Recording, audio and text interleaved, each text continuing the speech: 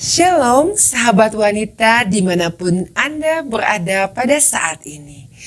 Kembali kita akan mendengarkan renungan harian kita yang diambil dari buku Selalu Baru Setiap Pagi dengan judul Diingatkan oleh Kalender yang ditulis oleh Christine B. Nelson.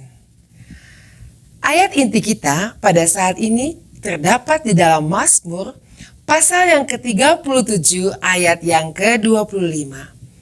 Dahulu aku muda, sekarang telah menjadi tua, tetapi tidak pernah kulihat orang benar ditinggalkan atau anak cucunya meminta-minta roti. Sekitar 8 tahun setelah saya mulai memberikan persepuluhan, Tuhan menunjukkan kepada saya secara dramatis bagaimana Dia menggenapi firman-Nya.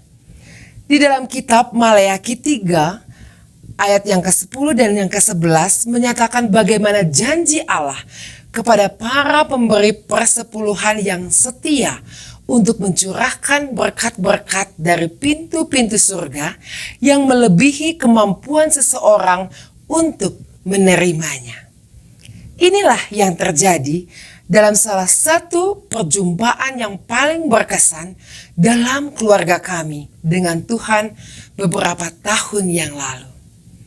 Saya pergi ke kota untuk mengambil jatah kupon makanan bulanan sebesar 80 US dollar.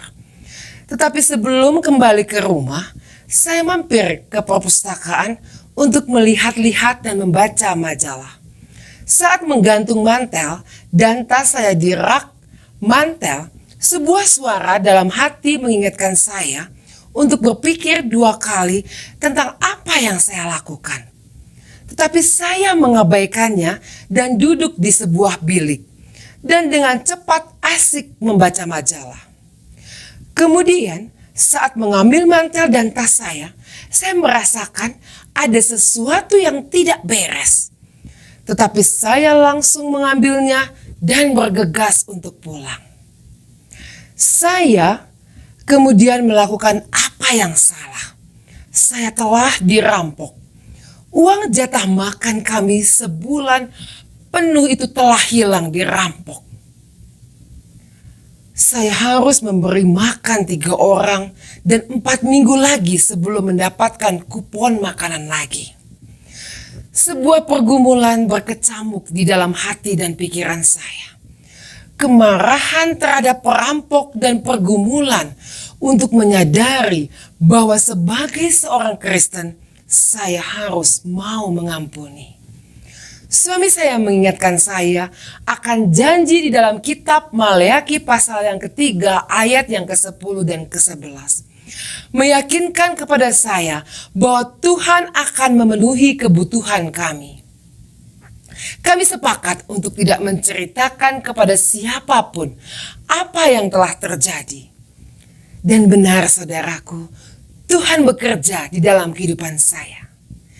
3 hari setelah kejadian itu, seorang wanita memberi saya 4 dolar karena saya telah membantu mengetik. 4 hari kemudian selembar uang 5 dolar disodorkan ke tangan saya hanya karena wanita itu ingin saya memilikinya.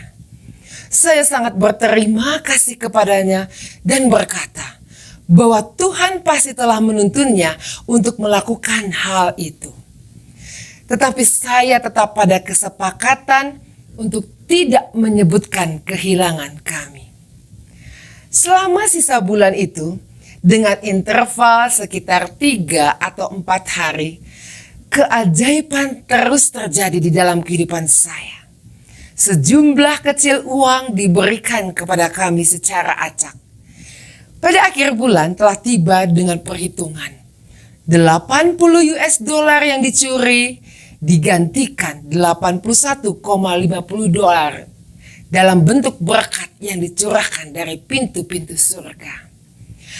Kami masih memiliki kalender tahun 1981, di mana berkat-berkat Tuhan dicatat pada setiap hari yang datang pada bulan Februari tahun itu.